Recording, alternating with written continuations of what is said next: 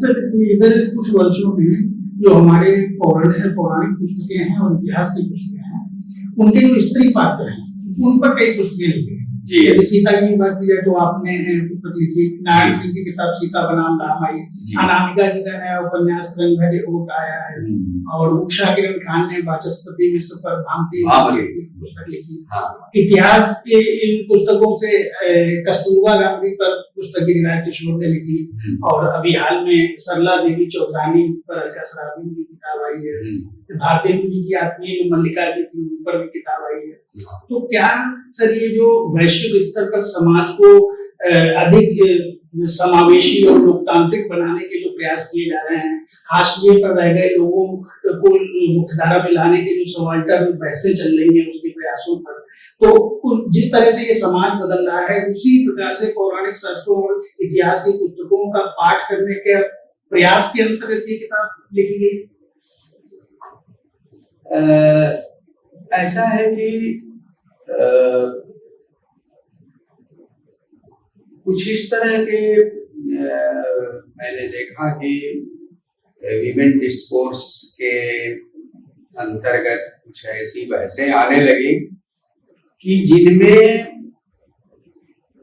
हमारे महाकाव्यों के जो पात्र हैं रामायण और महाभारत के विशेष रूप से, तो उनकी विकृत व्याख्याएं भी होने लगी और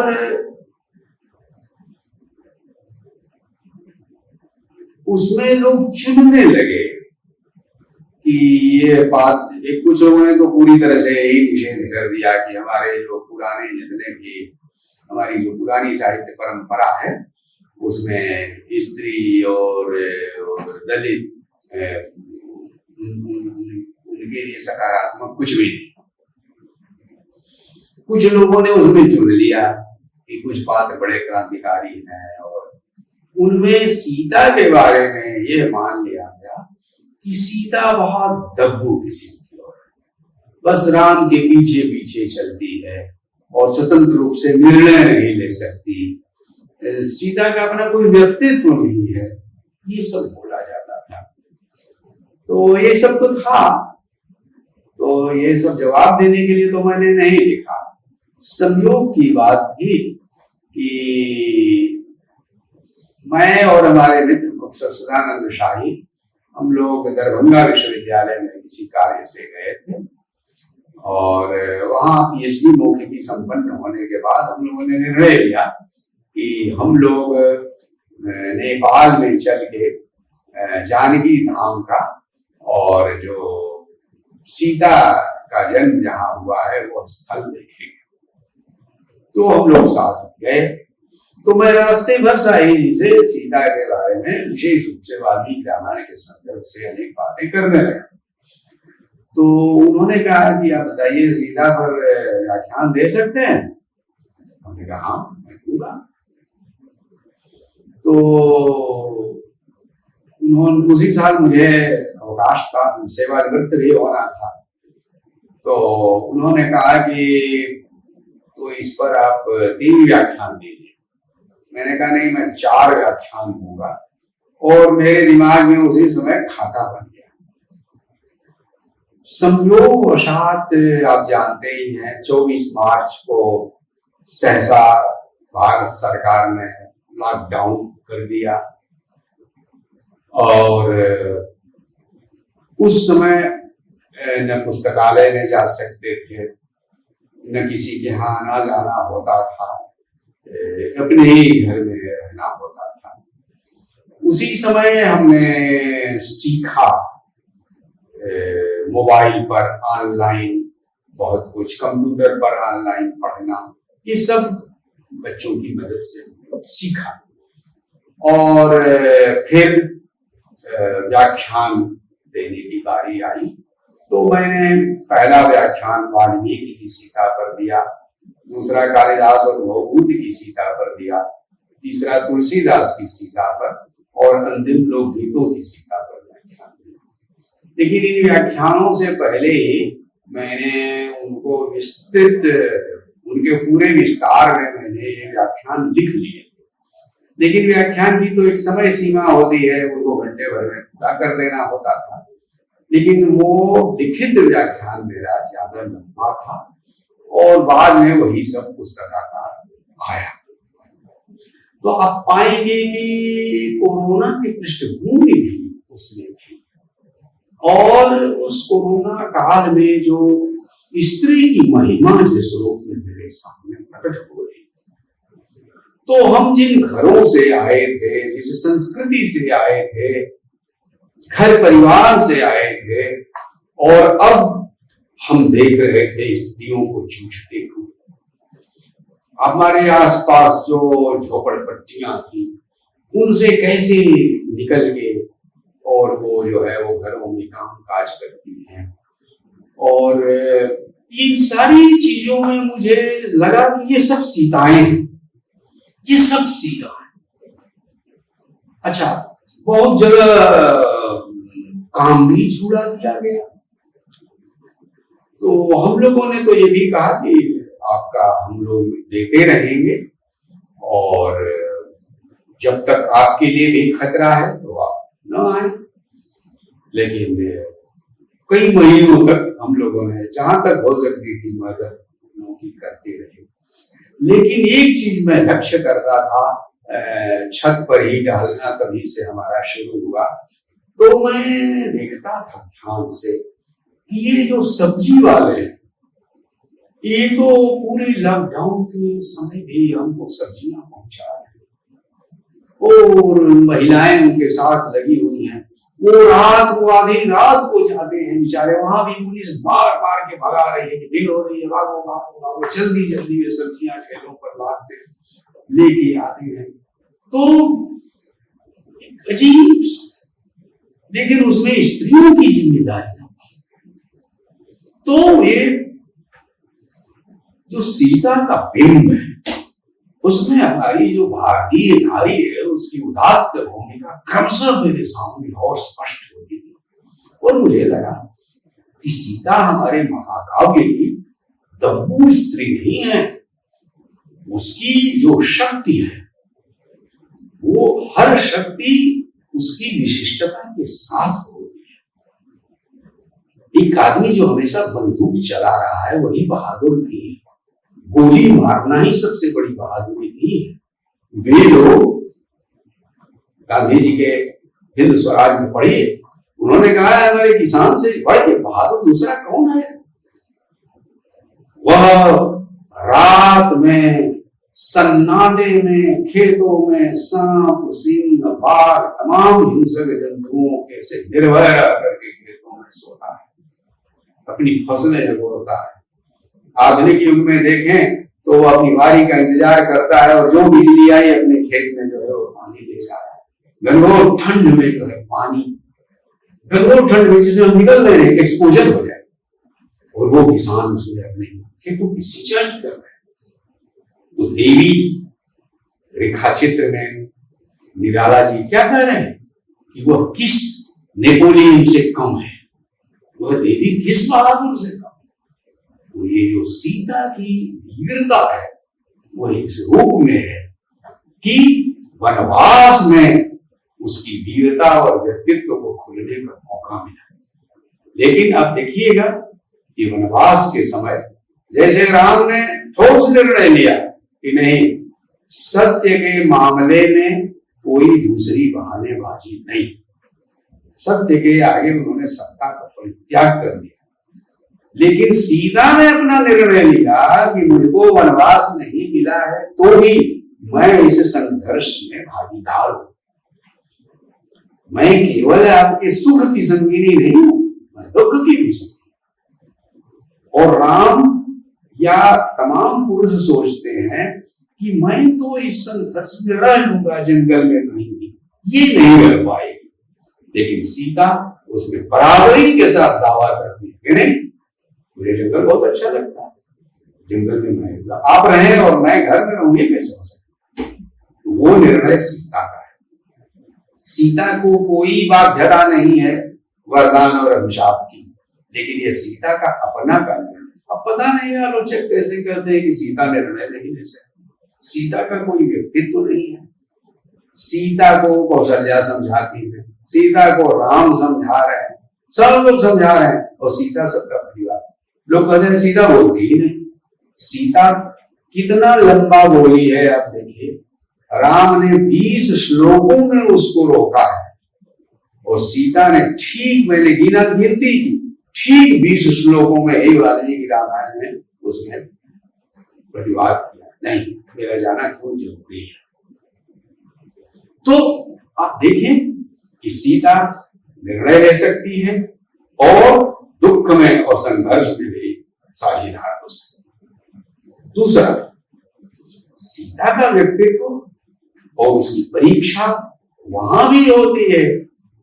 राम के साथ तो वानर थे, भालू थे, पूरा एक समूह था, विभीषण जैसा सचिव उनके साथ आके जुड़ गया था, सुग्रीव जैसा सेनापति उनके साथ था, लक्ष्मण उनके अपने भाई उनके साथ।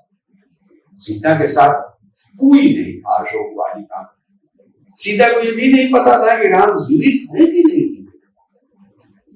वो अकेले का सत्याग्रह है, जहां वह रावण जैसे अत्याचारी राजा के जोर, जुल्म, भय और प्रलोभन के समक्ष अविचल अडिग रहकर संघर्ष करती है। इसलिए आप देखें तो यह भी कहा जा सकता है कि राम बाद में समुद्र पार करके संघर्ष करने आए और विजयी हुए, लेकिन वास्तव में रावण पर नैतिक विजय तो सीता पहले ही प्राप्त कर चुकी थी। इसलिए मैं कहता हूं, केवल सीता ने समर्पण कर दिया, अगर सीता झुक जाती तो राम का सारा पराक्रम, राम की सारी सेना, उनका सारा का सारा उद्योग, ये सब का सब व्यर्थ हो जाता, निष्फल हो जाता। इसलिए वाल्मीकि में कहा गया है, सीतायाश्चरितम महत्। रामायण जो है वह केवल पौलस्त्य वध नहीं है, वह केवल रावण का वध जो राम के हाथों होता है इतना ही नहीं है, सीतायाश्चरितम महत् भी उसके साथ है। इसलिए रामायण अगर रामायण है तो वह राम के साथ सीता के मिलने से होता है। इसलिए सीता को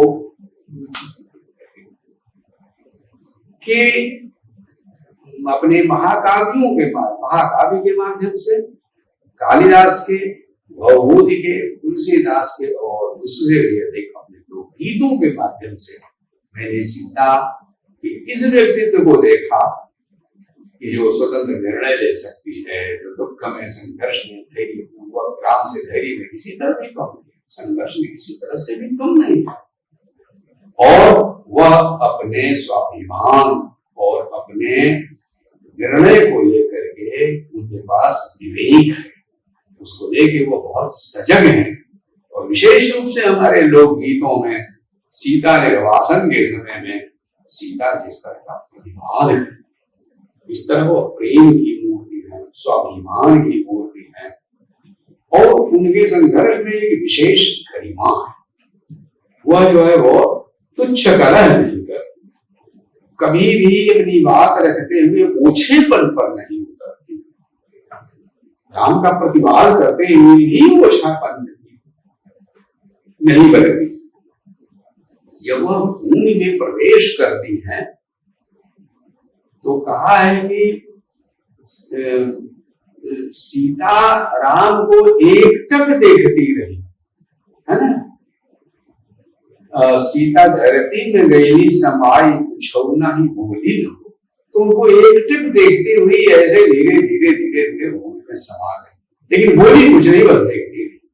रामनरेश त्रिपाठी ने कहा है, सीता का एकटक देखना और उसका कुछ न बोलना इतना अधिक बोलता है कि बड़े बड़े महाकाव्य भी उससे बहुत छोटे पड़ जाते। तो इसलिए हमारे लोक गीतों में इसका मतलब कि जो स्त्रियों का हृदय है ना, उसी की ये रचना लोकगीत है, और उसमें उन्होंने लोकगीतों के माध्यम से सीता के पक्ष से जो कुछ कहना था जो वाल्मीकि नहीं कह सके, कालिदास नहीं कह सके, तुलसीदास नहीं कह सके, वो हमारी इन स्त्रियों ने सरल लोकगीतों के माध्यम से कह दिया। तो इस तरह से सीता की खोज के व्याख्यान देते हुए, व्याख्यानों की तैयारी करते हुए मुझे बहुत आनंद आया। और अभी भी मैं अभिभूत हो जाता हूँ सीता के ऊपर सोचते हुए कि वास्तव में मैं भी इतना नहीं समझता था सीता को, और उनका उदात्त चरित्र मेरे सामने खुद अधिक से अधिक स्पष्ट होता गया। और तब मुझे लगा कि गांधी जी ने क्यों इतनी उनकी प्रशंसा की थी। और विवेकानंद ने तो कहा था कि हमारे पुराने साहित्य के जितने भी स्त्रियों के उदात्त चरित्र हैं वो सब सीता के भीतर से निकले हैं। ये उदात्त चरित्र दुख में और अधिक निखरते हैं, जैसे कि शकुंतला का चरित्र देख लीजिए, तो वो माने आप कह सकते हैं कि सीता के भीतर से निकला हुआ ये चरित्र है शकुंतला का। तो मैं समझता हूं कि इसमें सबसे अधिक आनंद मुझे आया, और लोगों की प्रतिक्रियाएं तो अब तक मिलती रहती हैं। तो ये जांच शुरू तो मैंने यह नहीं किया यह काटने के लिए कि सीता की जो आलोचना है या हमारे पुरानी कथा के भीतर का एक पात्र है उसको, उस पर जो आरोप लगाए गए हैं उसका जवाब मुझे देना है, यह सोच के मैंने नहीं लिखा। मैंने सीता की वास्तव में एक तरह से खोज की, मंदिर में नहीं, तीर्थों में नहीं, बल्कि अपनी साहित्य परंपरा के भीतर जाके खोजा। साधु काव्य के भीतर, शिष्ट काव्य के भीतर, लिखित काव्य के भीतर और वाचिक लोक साहित्य के भीतर, दोनों जगह मैंने सीता का यह जो उदात्त चरित्र था वो खुद मेरे लिए भी एक खोज थी, और वो अब भी जारी है। और मैं लोगों से पूछ पूछ के अधिक से अधिक जानता रहता हूँ। सर, सीता को लेकर के एक धारणा तो जो हमारे महाकाव्य हैं उनमें नजर आती है, और एक सीता को लेकर के हमारे समाज में धारणा बनती है, जिसमें हम ये देखते हैं कि उत्तर भारत में लड़कियों के नाम जो गांव में होते हैं उसमें सीता अधिकांश सुनने को मिल जाता है। अगर हम कविता की परंपरा में आए तो उसका एक नकारात्मक रूप भी देखने को मिलता है, जो रघुवीर सहाय की कविता है कि पढ़िए सीता बनिए सीता, फिर इस घर में लगा पलीता, अब इसी की हो परिणीता, घर बार बताइए। नहीं पढ़ रहा हूँ, ये तो सब हम लोग परिचित हैं। तीन रूपों में हम अगर एक साथ मिला करके देखिए तो लोग तो अभी अपने सीता को कि उस भाव को बचाए हुए, जिसमें कोई नकारात्मक धारणा नहीं है। सीता नाम रखने के पीछे एक आस्था भी है कि हम अपने आराधिका के साथ हमारा जुड़ाव कैसा है। अब इसमें एक बार अगर और जोड़ दी जाए, जिससे जो उस समय बांग्ला में रविन्द्रनाथ टैगोर ने कहा था कि हम अपने इसके जो पात्र हमारे हैं खासतौर से महाकाव्यों को लेकर के कैसी हमारी धारणा है, साहित्य में उसको बहुत स्थान नहीं दिया गया। तो क्या निकल करके आता है कि हमने अपने मूल्यांकन कैसे बनाए हैं।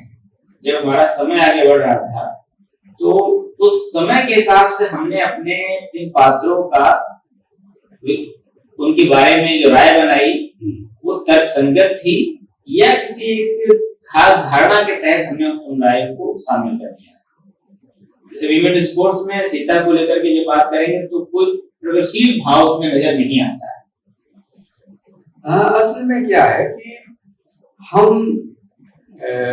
कुछ विचार पहले से तय कर लेते हैं और उन पैमानों को बहुत यांत्रिक ढंग से अपने साहित्य पर, साहित्य की परंपरा पर लागू करते हैं और उसका जो परिणाम होना चाहिए वो हमारे सामने है। हमने तय कर लिया और उस हिसाब से जूता बना लिया और जूता अगर पैर में नहीं आया तो पैर अगर बड़ा हुआ तो पैर को काट दिया। तो यही होता है अगर हम पहले से ही बना लेते हैं धारणा कि बस यही युग की स्त्री है, तो ये समस्या आती है। इसलिए वास्तव में परंपरा के मूल्यांकन का एक विवेक सम्मत आधार होना चाहिए और देखना चाहिए कि सीता की जो पति निष्ठा है तो क्या कोई यह बुरा मूल्य है?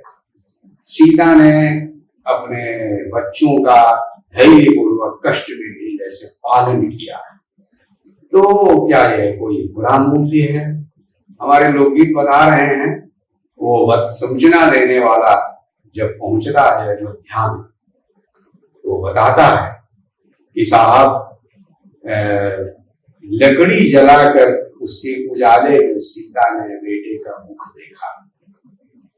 अब आप देखें तो वह जो उसके साथ जो एक रूपता बनती है सामान्य स्त्री हृदय की, कि इतने अभाव में लव कुश पैदा हुए, उन्होंने लकड़ी जलाई और उसके उजाले में बेटे का मुंह देखा वन में।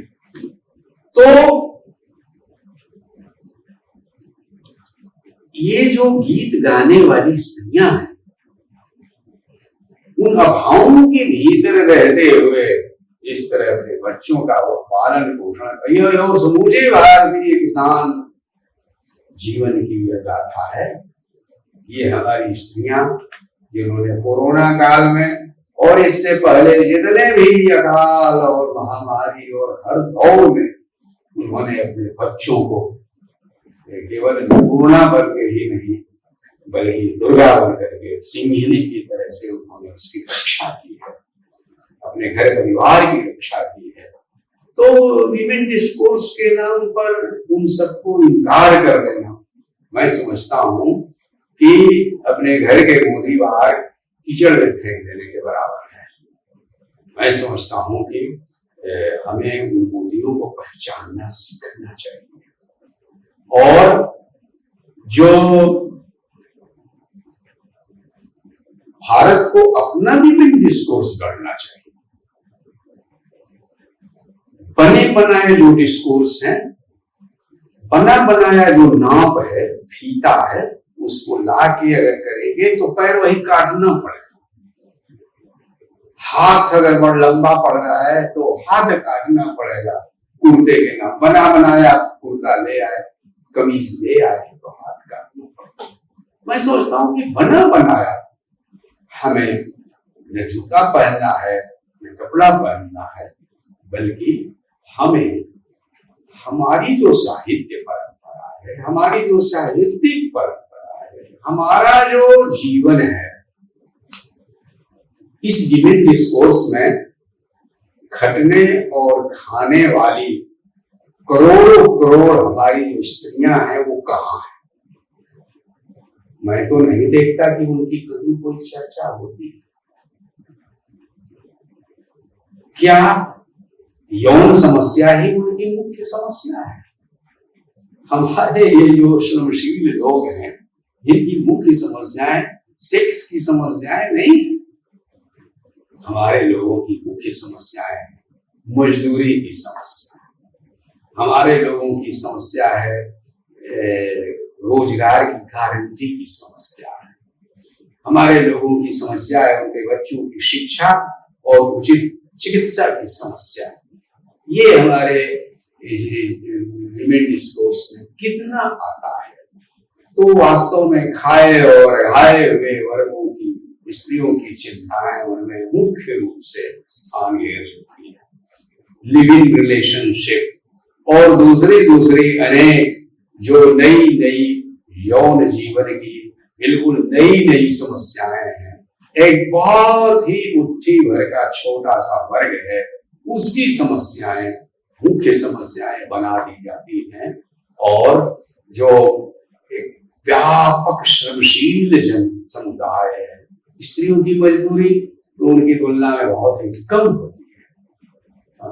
वो जान लड़ा देती हैं लेकिन बहुत कम पाती है, और जो पुरुष है उस कमाई का हिस्सा ले जाकर के दारू पी जाते हैं, उतने कम में उन्हें घर चलाना पड़ता है।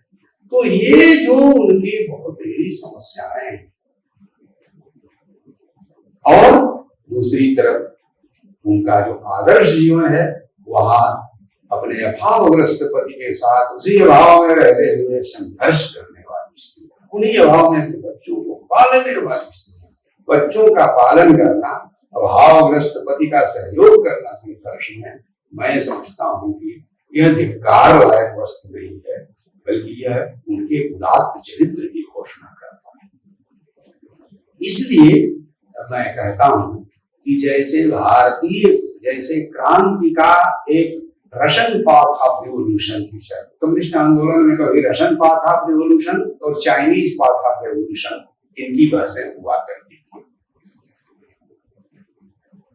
तो अब कहा जाता है कि हमको इंडियन पाथ ऑफ रिवोल्यूशन की बात सोचना चाहिए, भारत की परिस्थितियों के हिसाब से क्रांति का क्या मार्ग होगा वो चुनना चाहिए।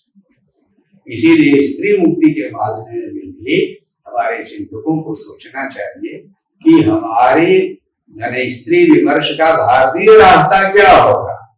अगर यूरोपीय संदर्भ में बनी बनाई ढेर सारी बातें यहाँ भी आप दोहराते रहते हैं, तो जैसे अस्तित्ववाद की बातें दोहराई जाती थी और वो फैशन का एक दौर निकल गया, उत्तराधुनिकतावाद की बातें दोहराई गई और वह दौर भी धीरे धीरे निकल रहा है। तो उसी तरह से हमें बातें नहीं दोहरा करके भारतीय समाज के ठोस संदर्भ में अगर हम बात करेंगे तो विमेन डिस्कोर्स में भी कुछ नया जोड़ सके, अन्यथा हम उधार की कमीज ही पहन के कराते रहेंगे और अपने ही लोगों पर रोग काटते रहेंगे। तो ये मैं समझता हूँ कोई बहुत आदर्श स्थिति नहीं है। ये मुख्य बात है।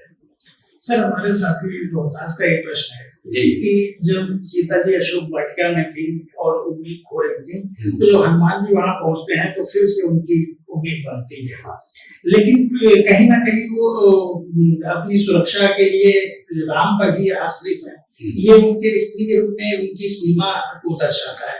और क्या इसी से प्रेरित होकर कुछ लोगों ने उनकी कल्पना एक योद्धा के रूप में भी की और इस प्रकार का वर्णन किया कि वो एक कुशल युद्ध संचालिका भी थी, एक योद्धा थी।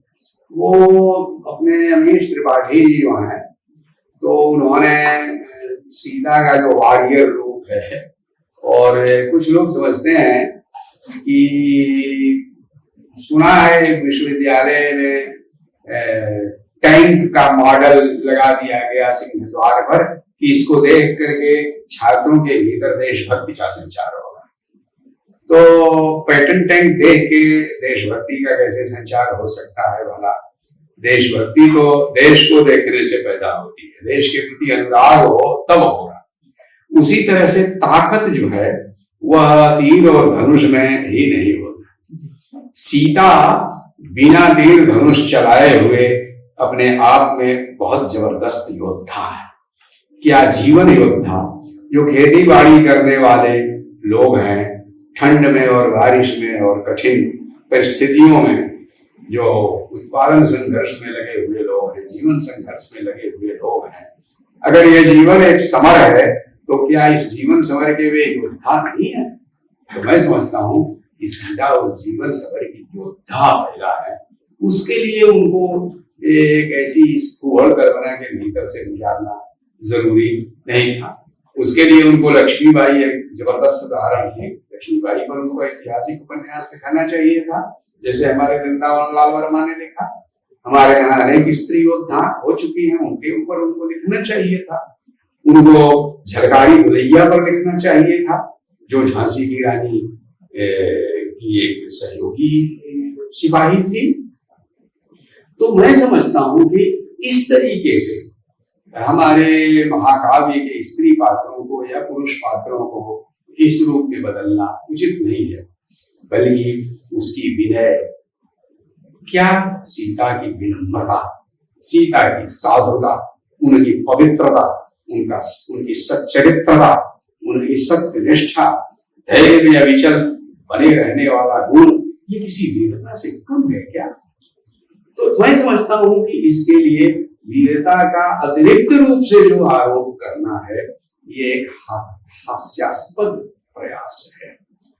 जो अपने लंका में हनुमान जी के संदेश पा करके सीता का उम्मीद बंधना है, वो आपने उसकी अच्छी याद दिलाई। लेकिन सीता जो मना करती है हनुमान के साथ पार जाने को, हनुमान जी ने प्रस्ताव दिया था कि माता आप आ जाइए तो हम आपको अपनी पूंछ पर ही बिठा करके पार करा देंगे और हमसे मिला देंगे। वहां स्त्री के एक स्वाभिमान का प्रश्न है, सीता राम पर निर्भर नहीं है, सीता राम के गौरव पराक्रम और यश को लेकर के चिंतित है ना।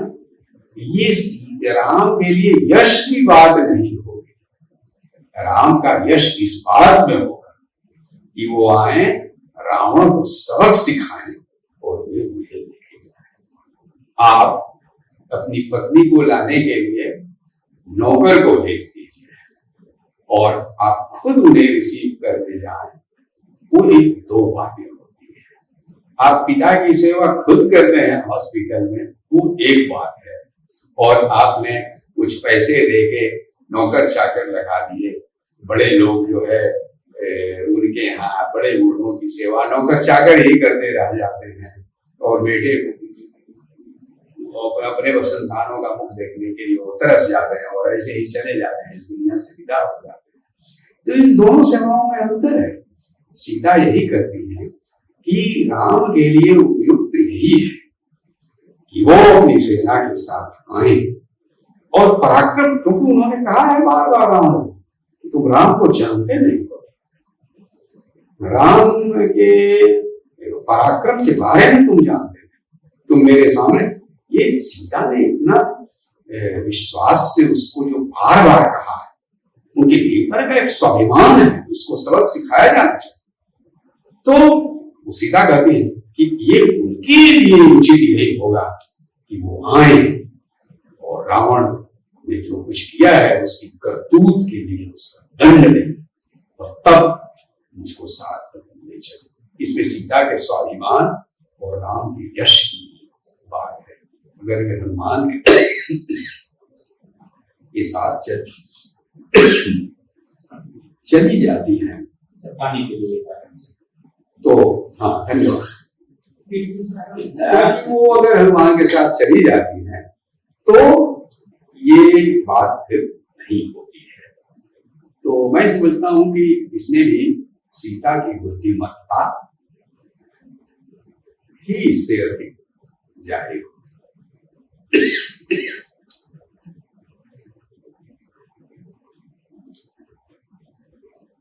जी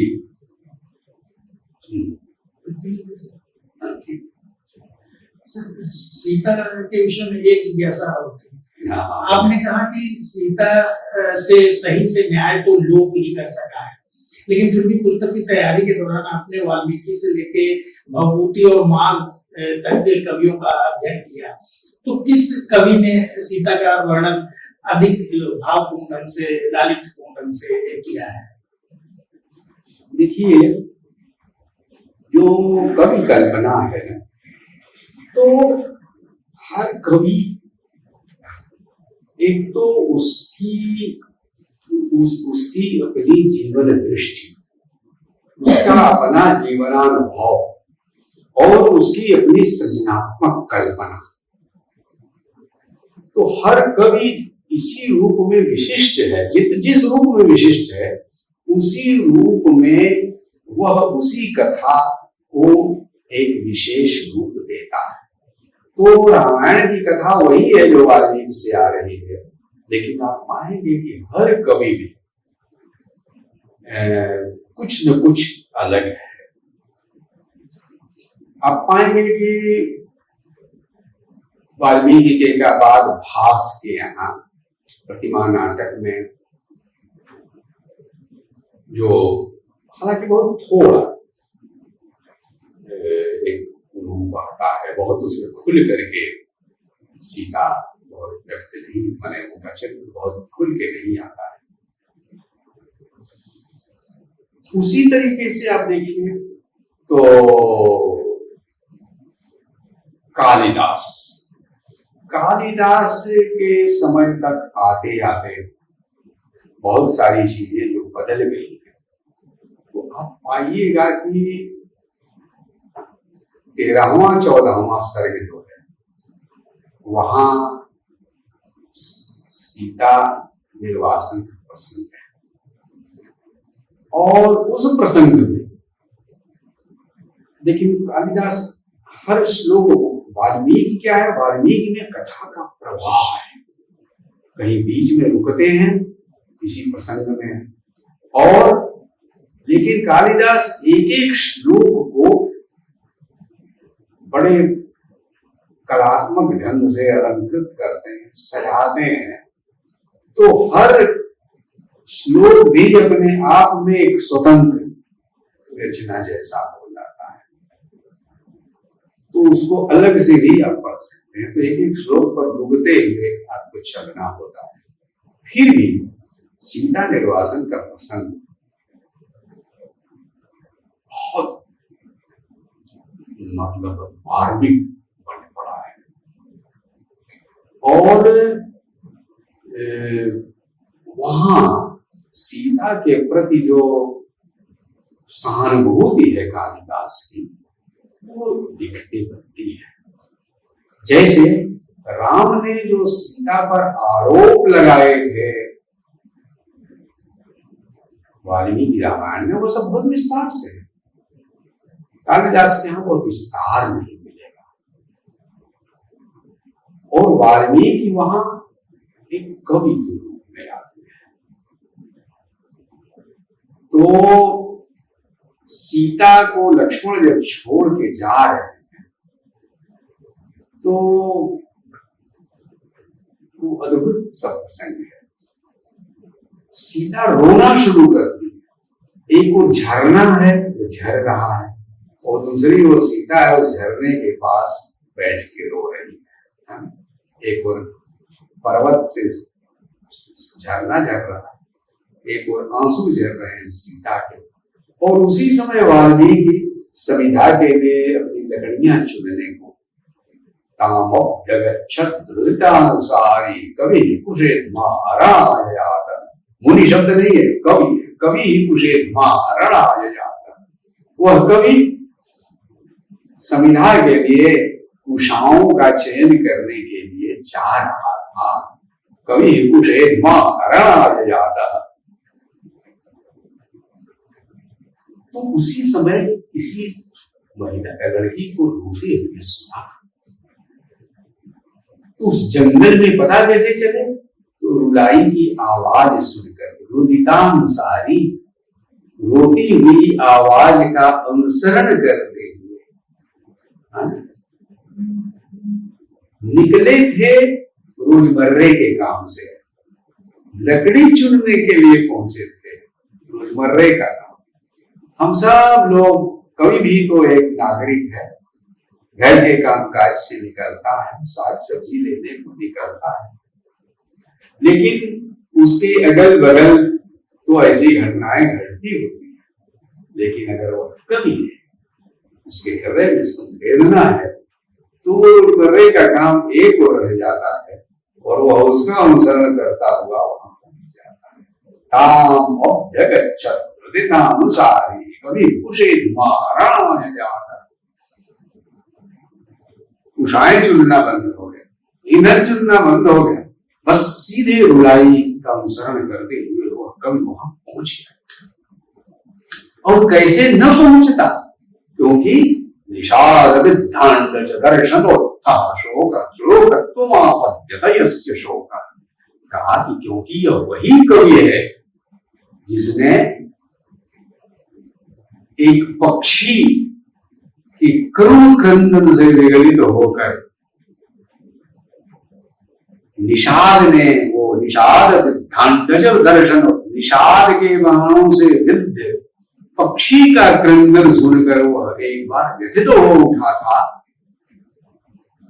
और उसके मन में जो श्लोक उठा, निषाद विद्धांडज दर्शनोत्थ, उसको देखने मात्र से जो मन से शोक उठा वही श्लोक में बदल गया। शोक श्लोकत्वमापद्यत यस्य शोकः। तो अब देखिए एक ही इस श्लोक में बांध दिया उस पूरे प्रसंग, और उसके बाद वह पहुंच के कहते हैं कि मैं सब जानता हूं। दशरथ मेरे मित्र हैं, तुम महाराजा जनक की कन्या हो, दोनों पक्षों से तुम ऐसी हो, तो तुम और एक इस तरह आश्वस्त करते हैं, तुम मेरे आश्रम में।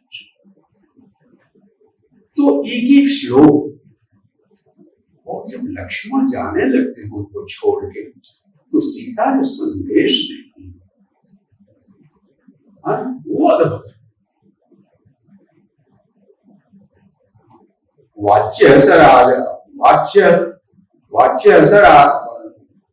वाच्यस्त्वया मदवचनात् स राजा, राम नहीं कहा, राजा कहा। तो इस तरह से आप देखिए ना, कालिदास जो है अपनी सारी आलोचना, अपना जो पक्ष है वो कला के माध्यम से रख रहे हैं। वाच्यस्त्वया, तो उनको लोग देना है तो तुम बोलना, किसको बोलना? राम को नहीं कहा। वाच्यस्त्वया मद्वचना, मेरी बात का उलाहना देते हुए बताना, किसको? राजा। वजह वचनात् स राजा, उस राजा से तुम मेरी ये बात कह कि अब हम वन में रहने वाली प्रजा है, तो और किसी संबंध से नहीं, लेकिन वन में रहने वाली प्रजा का ध्यान रखना ये राजा का धर्म होता है। तो कहना कि अपने राज धर्म का पालन करें, यानी अपना स्वाभिमान भी दुखाए कि अब हम निर्वासित हैं, अब हम वन की प्रजा। और एक जगह और कहा, भरताग्रजो में, भरत के बड़े भाई, यहां भी एक आलोचना, एक भाई भरत, दूसरे आप। तो वाल्मीकि तो क्या है ना कि जंगल है, उसकी अपनी एक भव्यता है, और कालिदास के यहाँ जो कटा छटा वन है, तो वहां वो एक एक जगह रुकते हुए आपको चलना होता है। जब लवकुश सभा में आते हैं तो रामायण कथा का गायन कर रहे हैं, और उसी सभा जहां की जनता ने सीता पर आरोप लगाया था, उसी सभासदों के बीच में ये बच्चे रामायण की कथा का गान कर रहे हैं। तो क्या श्लोक, उनका वह गायन सुनकर सारी सभा शास्त्रमुखी हो गई, सबकी आंखें एकदम झरझर रही। तो उस सभा में उन बच्चों का संगीत सुनते हुए सबकी आंखें झरने लगी और सबके सिर झुक गए, ऐसे ही जैसे जब हवा न बहती हो तो प्रातः काल वन में सब वनस्पतियां जिस तरह से ओस से लदी फंदी हुई और एकदम झुक जाती है और कहीं कोई हलचल नहीं होती, वैसी ही उस सभा का हाल हो। तो कालिदास का जो एक एक बिंब है वह बोलता है। तो सीता का निर्वासन मैंने अब सोच लीजिए ना कि और रामायण राम की कथा जो है ना बहुत जल्दी जल्दी में निपटा दिया है, लेकिन सीता के निर्वासन पर जाके एकदम रुक गए। तो मेरा मानना यह है कि वाल्मीकि की रामायणी कथा के समानांतर लोक की भी एक रामायणी कथा चल रही थी, यानी हमारे लोक गीतों की जो सोतस्विनी है वह भी उतनी ही पुरानी है, और उस कथा में वे लोग कुछ जोड़ते चले जा रहे थे। तो हम सब लोग जैसे गांव से आए हैं, कालिदास भी अपने ग्रामांचल से आए थे, और इसीलिए आप पाइएगा कि इतने वर्षों बाद जब एक महाकवि उस कथा को लेता है तो उसमें सीता के लिए इतनी जगह देता है। यहाँ सीता निर्वासन एक मुख्य प्रसंग हो जाता है। पुष्पक विमान से राम जा रहे हैं तो तो ऊपर से कैसा धरती कैसी दिखाई देती है, और आप एक एक करके दिखला रहे हैं। ये सीता देखो, यहाँ पर यह युद्ध हुआ था, यहाँ हम एकदम तुम्हारे वियोग में रो पड़े थे, और यहाँ चकवा और चकवी का मिलना देख करके मेरे मन में क्या भाव आया था। ऊपर से दिखाते चले जा रहे हैं, ऐसे ऐसे हम लोग वन को आए थे यहाँ तो। और उसके बाद ये सीता ने तो वही कथा है, लेकिन कालिदास के यहाँ आकर के सीता निर्वासन एक मुख्य प्रसंग, भवभूत किया के आकर के उत्तर रामचरितम ही मुख्य प्रसंग, पूरा एक नाटक उत्तर रामचरितम करो, सीता निर्वासन ही उसमें मुख्य। और भवभूत की बात छोड़ूंगा तो फिर उसके लिए तो 2-3 दिन भी छोटे पड़ जाएंगे, लेकिन उसने एक बात कहूंगी, युग कितना बड़ा महत्व रखता है। आप ध्यान दीजिए कि जो वाल्मीकि के यहाँ भी नहीं घटा, कालिदास के भी यहाँ नहीं घटा, वह वाल्मीकि की कल्पना ने नाटक में घटा दिया। राम और सीता फिर मिले नहीं, किसी कहानी में नहीं मिले, लेकिन ऐसी कथा को एकदम क्रांतिकारी ढंग से उलट पलट देना, ये भवभूत की कल्पना है। यानी वाल्मीकि के आश्रम में बच्चे पले और बढ़े, और सीता भी हैं, और उस नाटक में नदियां साथ में हैं, उनका पालन पोषण कर जन्म देने वाली भूमि माता है, और उनको आशीर्वाद देने वाली गंगा माता है, और नाटक वाल्मीकि का लिखा हुआ नाटक हो रहा है। उस दृश्य में राम बैठे हैं और लक्ष्मण बैठे हैं, है ना, और राम देख रहे हैं कि ये घटनाएं घट रही है, सीता का निर्वासन हो रहा है, राम मूर्छित हो रहे हैं सुन करके। फिर देखते हैं कि सीता तो कूद गई है गंगा में, और फिर पाते हैं कि और वो बालकों को गोद में लिए हुए, और ये कौन है, अरे ये तो गंगा देवी है, अरे ये भूमि माता है, तो उन बच्चों का क्या हुआ। तो मालूम हुआ वाल्मीकि के आश्रम में पढ़ रहे, अरे बच्चे इतने बड़े हो गए, यही सीता सूर्य का पूजा करने के लिए गई थी, अब कहाँ होंगी वो सीता। और तब तक उस मंच पर भूमि माता गंगा माता सीता को लिए हुए, लौह कुश को लिए हुए, नाटक के भीतर नाटक, और तब मंच से राम आते हैं और राम सीता से मिलते हैं, लौह कुश मिलते हैं। ये नाटक का एक अद्भुत यानी अगर ये हमारा भारतीय समाज और राम और सीता के प्रेम को एक आदर्श प्रेम, चूंकि हमारी जनता ने हमारे आचरण पर एक प्रश्न उठाया है, तो राम ने अपने कष्ट सह लिया,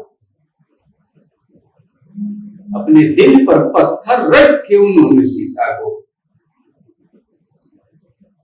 का निर्वासन किया।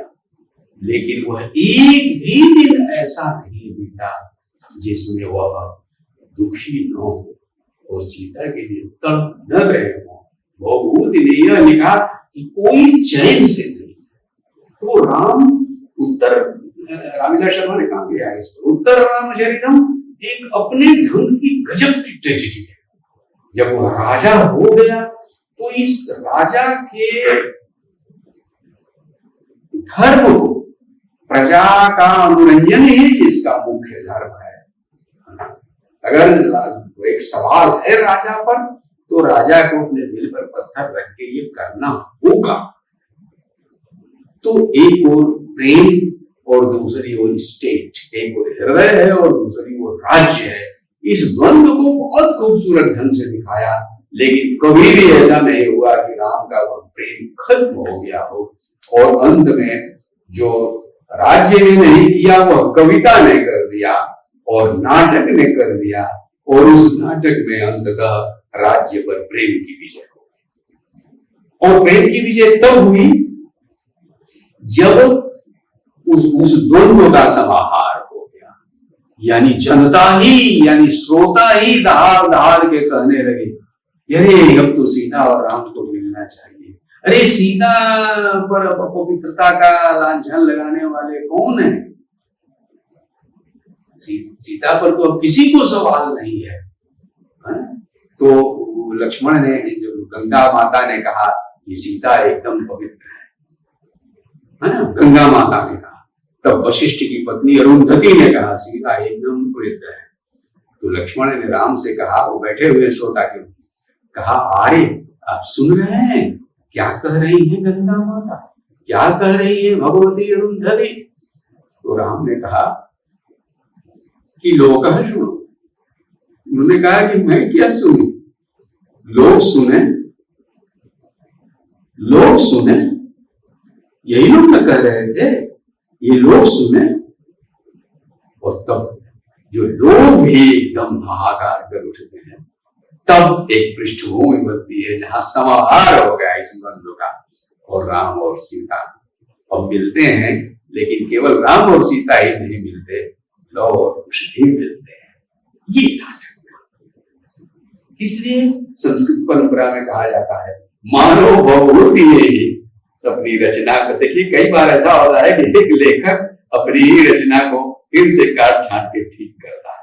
कहते हैं कि अन्ना करीना को तोल्स्टॉय ने 8 बार लिखा था, उतना विशाल उपन्यास। तो लगता है कि जैसे वह भूत के रूप में आकर वाल्मीकि ने अपनी ही रचना को एक बार फिर से सुधारा और नए रूप में उसको नाटक के रूप में प्रस्तुत किया। तो एक युग का मेरा अनुमान है कि उस युग में आते आते सीता के प्रति जो सहानुभूति लोग की बढ़ती गई होगी, उसने रचना के ऊपर भी एक जो है वो दबाव डाला, रचनाकार के ऊपर भी दबाव डाला, और इस तरह से भवभूत के काल में इस रामायण कथा ने यह रूप ले लिया। तो एक और युग की दृष्टि, एक और जीवन की दृष्टि, और एक और कवि की अपनी विशिष्ट कला, इन सब चीजों ने समय समय पर रामायणी कथा को यह रूप दिया। और तुलसीदास ने क्या किया? तुलसीदास ने राम का इतना उदात्त रूप बनाया कि वह सोच भी नहीं सकते कि मेरे ऐसे राम भला शतभूत का वध कर सकते हैं, मेरे राम भला सीता का निर्वासन कर सकते हैं। तो उन्होंने क्या किया? ये दोनों प्रसंग ही रामचरितमानस में आने ही नहीं दिया। हाँ, राम राज बैठे त्रैलोका, हर्षित भय गए सब सोगा। तो वहां राम राज्य के बाद ही सारी कहानी पूरी हो जाती है।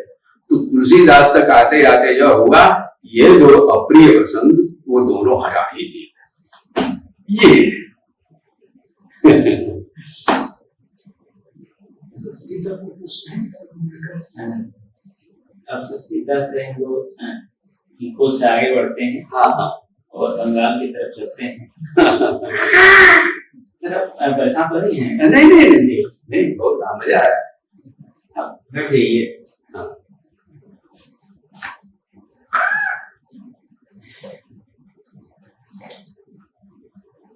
हाँ बोले।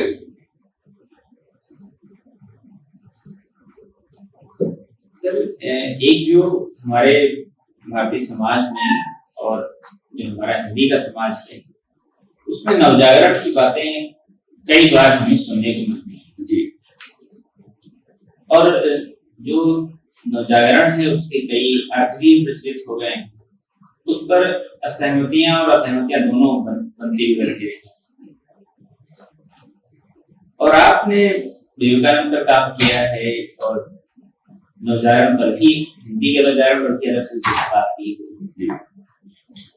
जब हम नवजागरण कहते हैं तो क्या उसका कोई एक सीमित संदर्भ बनता है, या उस नवजागरण में कई सारे उसके चरण हैं, या कई सारे रूप भी हमें देखने और समझने को मिलते हैं?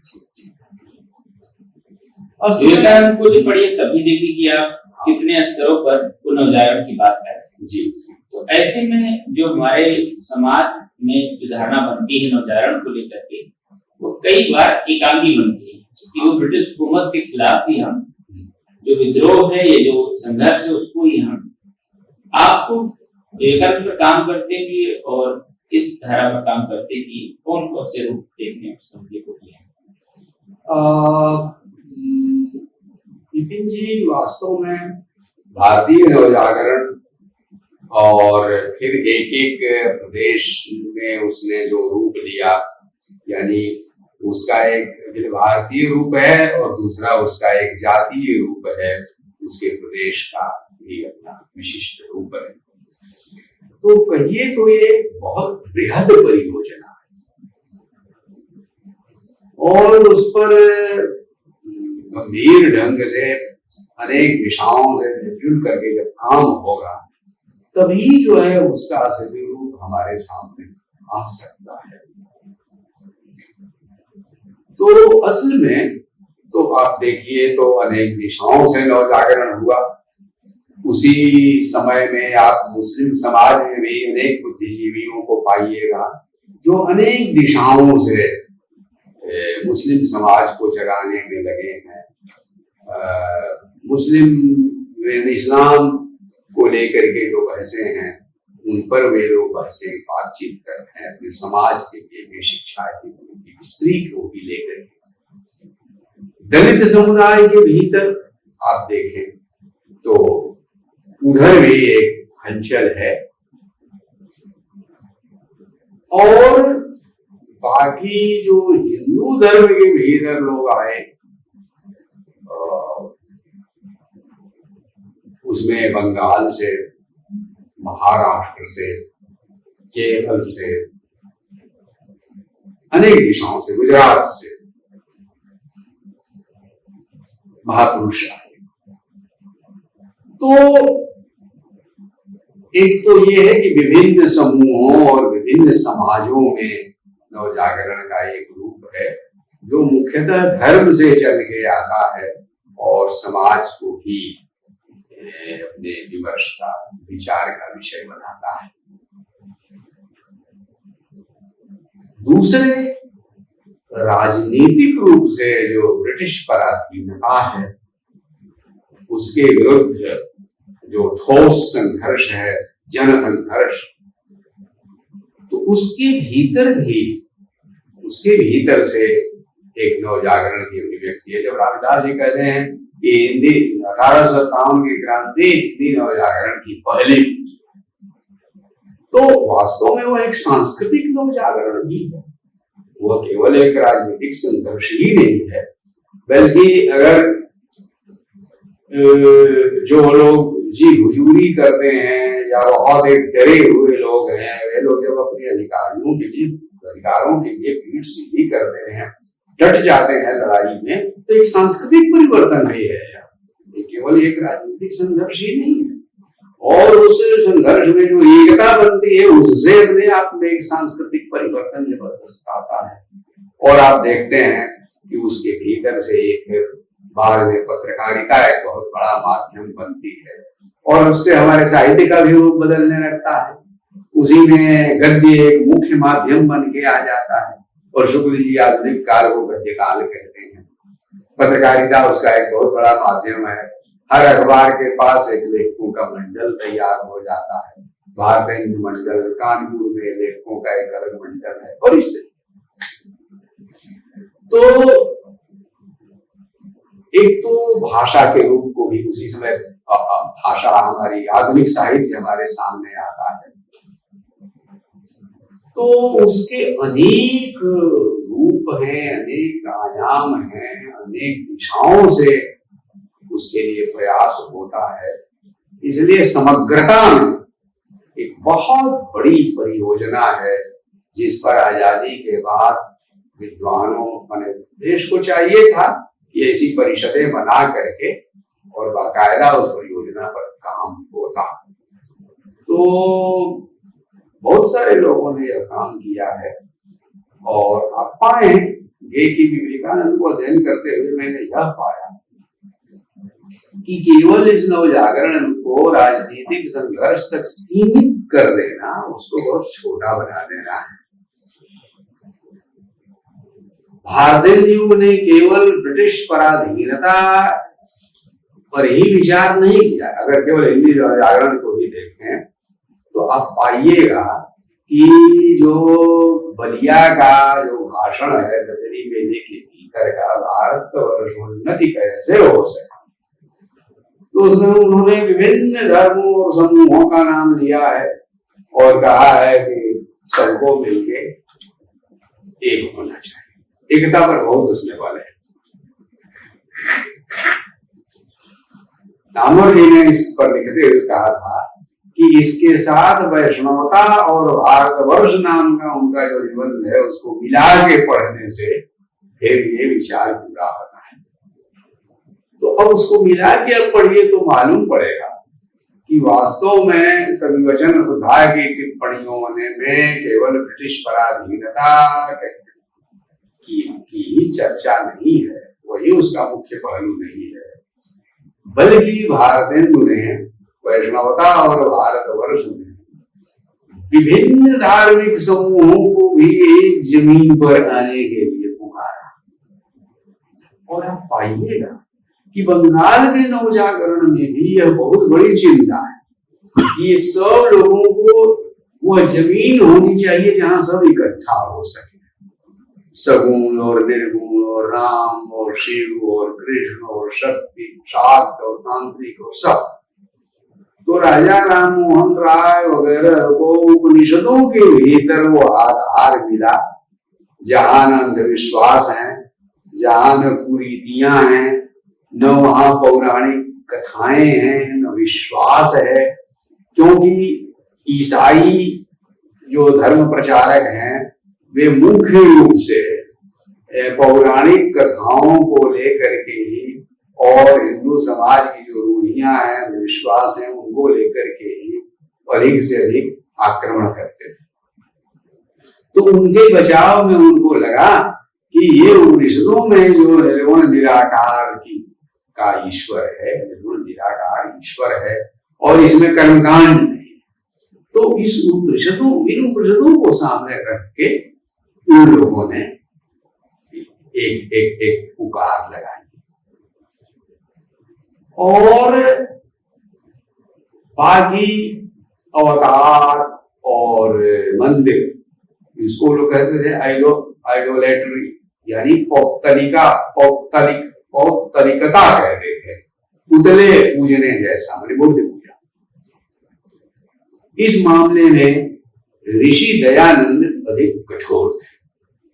उन्होंने वेदों को ही एकमात्र स्रोत के रूप में, प्रकाश का एकमात्र स्रोत, सत्य का एकमात्र स्रोत वेद है, और उसी के प्रकाश में उन्होंने सत्य की जो अवधारणा है उसको प्रस्तुत किया और बाकी सबकी कठोर आलोचना उन्होंने की। इस मामले में वो बहुत ही कठोर, इतने अधिक कठोर हैं कि उन्होंने उसके अंतिम 4 अध्यायों में ईसाई धर्म की, इस्लाम की, बौद्ध और जैन धर्म की, इन 3 समुल्लासों में इनका घनघोर खंडन किया, बहुत अधिक कठोर और आपत्तिजनक भाषा में खंडन किया। और एक खंड में केवल हिंदू धर्म की जितनी विभिन्न शाखाएं हैं, यानी वेद के अतिरिक्त जितने पुराण हैं वो उनको मान्य नहीं है, नंबर 1। जितने अवतार हैं वो मान्य नहीं है, नंबर 2। मूर्ति पूजा उनको एकदम मान्य नहीं है, नंबर 3। और जितने कबीर पंथ, दादू पंथ, रज्जब पंथ, जितने पंथ समुदाय, भक्ति आंदोलन के जितने भी रूप हैं, यह सब के सब भागवत को उन्होंने जाली पोथी कर दिया, तमाम सबके बारे में।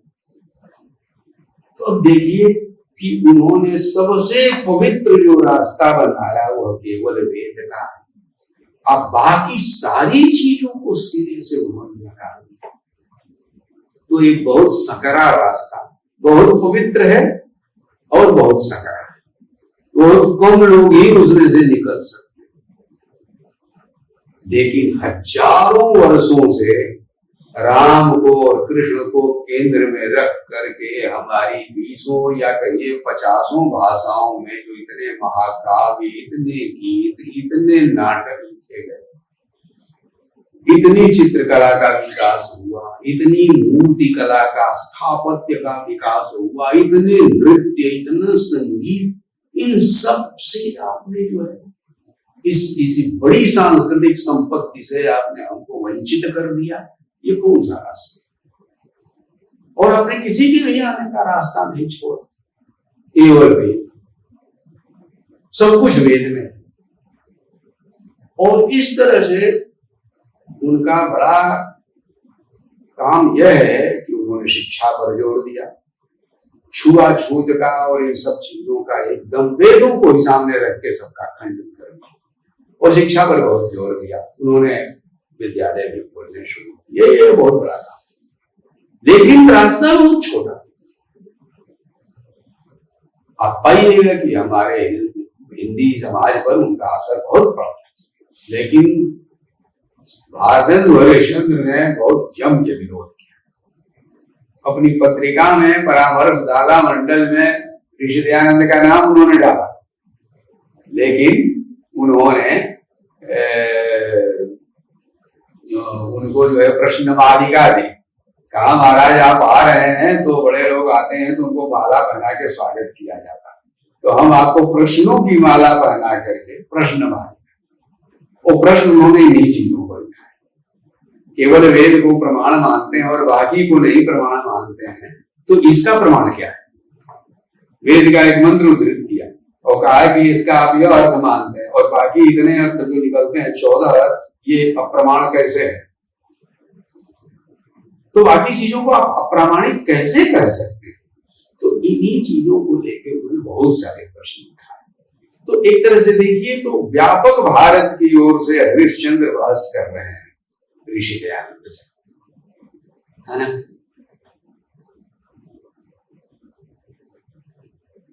और एक निबंध है, स्वर्ग में विचार सभा का अधिवेशन, है ना?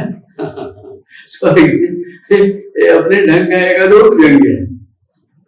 तो उस समय की जो बहसें हैं उनको लेकर के ये जो रचनाएं हैं, हास्य की रचनाएं हैं, तो एक समाज है जो प्रश्नाकुल है, उत्तर ढूंढ रहा है, लेकिन चाहे जितना सही रास्ता हो, पॉलिटिकली एकदम करेक्ट हो, लेकिन अगर सकरा है तो वो पसंद नहीं आ रहा है साहित्यकार उस सकरी गली में क्या रच पाए? इतना इतना रचा गया राम और कृष्ण और सबको लेकर, सारी कल्पना का हमारा सोच ही आप सुखा दिया आपने, तो हम उपदेश ही लिखते रहे। इस मामले में आप देखिए, और ईश्वर चंद्र विद्यासागर ने समाज सुधार का कार्य अपने हाथ में लिया, शिक्षा को ही उठाया, विधवाओं के विवाह का प्रश्न उठाया, ठोस काम किया समाज के। श्री रामकृष्ण परमहंस, ऋषि दयानंद तो पढ़े लिखे व्याकरण के विद्वान, वेदों का अर्थ एकदम बलपूर्वक, कहीं वो पराजित नहीं किए जा सकते। सनातनी उनको कभी हरा नहीं पाए, कभी यूं ही हुआ उड़ा देते, हार गया हार गया हार गया, विद्वान। श्री रामकृष्ण परमहंस लगभग आप कह सकते हैं कि उनको, आप ये भी कह सकते हैं कि वे पढ़े लिखे नहीं थे, थोड़ा बहुत पढ़े लिखे, बहुत गरीब ब्राह्मण परिवार से आए थे। तो आप देखिए तो उनकी ऐसी कोई हाई प्रोफाइल नहीं थी, और उनके पास आध्यात्मिक अनुभूति क्या की, समृद्धि जरूर थी। उन्होंने वैष्णव साधना की थी, तांत्रिक साधना की थी, और वेदांत, निर्गुण निराकार की भी साधना की थी। उन्होंने इस्लाम की भी साधना की, उन्होंने क्रिश्चियनिटी, इन सभी रास्तों से जाके उन्होंने देखा कि ईश्वर एक है। 3 दिन के भीतर उन्होंने अल्लाह के नूर का दीदार कर लिया, उन्होंने ईसा मसीह के दर्शन किए, और उन्होंने कहा देखो जी, तालाब है, एक घाट से हिंदू आते हैं और पानी ले जाते हैं, कहते हैं जल। एक ओर से मुसलमान आते हैं, वो पानी ले जाते हैं, वो कहते हैं आप या पानी। एक ओर से ईसाई आते हैं, वो कहते हैं वाटर। लेकिन जो ले जाते हैं लोटे में भर के, घड़े में भर के, वो तो एक ही है, तत्व तो एक ही है। इसलिए सभी धर्म सत्य हैं और वे वास्तव में एक एक पथ हैं, जो तो मोट तो पौध। उन्होंने कहा जितने भी धर्म है वो एक एक रास्ता है और वो हर रास्ता ईश्वर की ओर जाता है, तो रास्तों को लेके क्यों झगड़ा करें। उन्होंने कहा सभी कहते हैं हमारी घड़ी सही चल रही, बाबू किसी की घड़ी सही नहीं चल रही। सब धर्म को लेके झगड़ा करते हैं, लेकिन धर्म झगड़ा करने के लिए तो नहीं बना है। जो धर्म है उसी रास्ते पर चलना शुरू कर दो, और जो काम है वो तो तुमने छोड़ दिया, तुम झगड़ा करने लगे। तो उन्होंने सीधी एक बात कही कि सभी धर्म सत्य को पाने के लिए बने हैं, उसी की जरूरत से बने हैं। सभी धर्मों में बड़े बड़े महापुरुष हुए हैं और सत्य की खोज सभी धर्मों में हुई है। विवेकानंद शिकागो मंच से भी यही कहा, we accept all religions as true. तो ये रामकृष्ण का एक सीधा साधा सा जो सत्य था, जिसमें वो श्लोक नहीं बोलते। अब पाइएगा कि इसकी पुकार इतनी गहरी थी कि भारत भर में भावों का एक जबरदस्त परिवर्तन हुआ। और विवेकानंद ने कहा कि वो मंदिरों में और यहाँ, उन्होंने निंदा किसी की नहीं की। वजह की बात यह है कि रामकृष्ण विवेकानंद के यहाँ निंदा किसी की, उन्होंने निर्गुण भी सही है, सगुण भी सही है, साकार निराकार सब सही है। नास्तिक भी, वेश्याएं भी, चांडाल भी, मुसलमान भी, ईसाई भी, सबके लिए एक एश्योरेंस।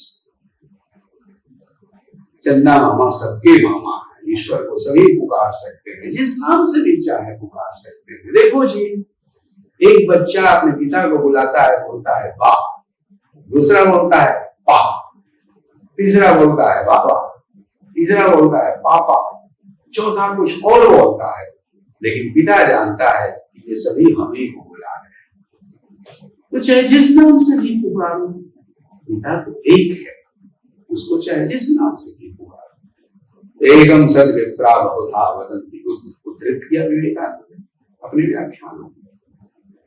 तो आप यह पाइएगा कि उनके यहाँ सबकी स्वीकृति है, यानी उन्होंने रास्ते को एकदम चौड़ा कर दिया। इस पर जिस रास्ते, मैंने सभी इस रास्ते पर चल सकते।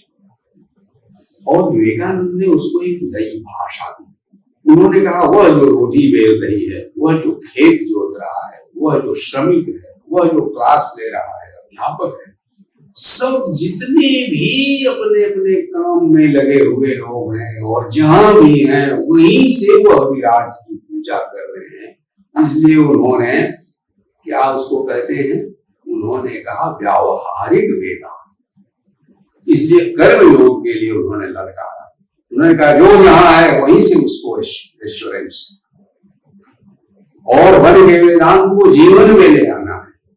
ये इसको छोड़ के कहीं और नहीं जाना, इसी जीवन में बहादुरी के साथ जियो। जीवन धर्म जो है वो सिर झुकाकर जीने के लिए नहीं, दुखी होकर जीने के लिए नहीं, आनंद में और दूसरों के लिए अपना सर्वस्व त्याग करो। लव एंड सेक्रीफाइस, प्रेम और त्याग, यही दो भारत के सच्चे आदर्श हैं।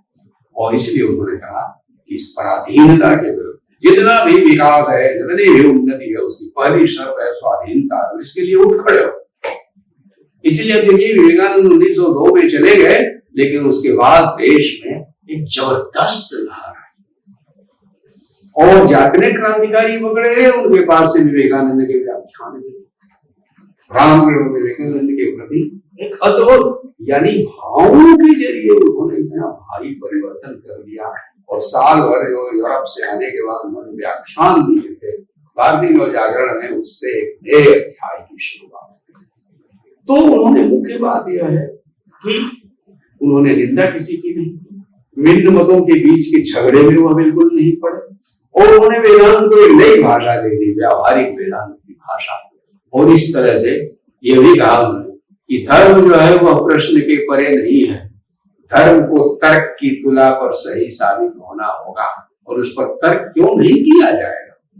इसलिए केवल मान लेने की बात नहीं है, जान लेने के बाद उस रास्ते पर चलने की बात है। उन्होंने कर्मयोग वाली पुस्तक आप पढ़िए, उसमें उन्होंने कहा है कि कर्मयोग के लिए ईश्वर को मानना जरूरी नहीं है। बुद्धगण ईश्वर को मानते थे, लेकिन उनके जितना बड़ा कर्मयोगी दूसरा कौन होगा। उन्होंने एक एक सांस अपनी दूसरों के लिए जिया, एक एक हर सांस उन्होंने दूसरों के लिए। इसलिए तुम दूसरों के लिए अपना सब कुछ त्याग दो और तुम्हें सत्य के दर्शन हो जाएंगे। और इस तरह उन्होंने अस्पताल, हिंदू धर्म में संगठित सेवा का कोई उदाहरण नहीं था। विवेकानंद से पहले उन्होंने रामकृष्ण मिशन की स्थापना की और उन्होंने प्लेग से ही शुरुआत ही की।